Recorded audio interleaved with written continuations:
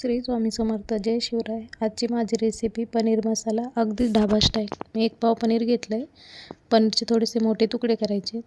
2 मोठे कांदे, 2 टोमॅटो, खडा मसाले, दालचिनी, लाल मिरची पावडर, धनापूड, हिरवी 2 मिरची, 2 सुकी मिरची, आलं लसूण पेस्ट, किचन किंग मसाला, कोल्हापुरी थोडासा मसाला, कस्तुरी मेथी, तेजपत्ता, दही, 2 चम्मच बेसन, थोडीशी साय. कांदा वगैरे परतून झाल्याच्या नंतर व्यवस्थित टोमॅटो प्युरी व्यवस्थित परतून घ्यायची आहे आणि त्यामध्ये मसाले वगैरे बाकीचे टाकायचे आणि व्यवस्थित छान परतायचा, कलर रंग येईपर्यंत. आणि त्यामध्ये गरम पाणी टाकायचं आहे. गरम पाणी टाकल्यानंतर थोडंसं आपण वरतून दही टाकायचे.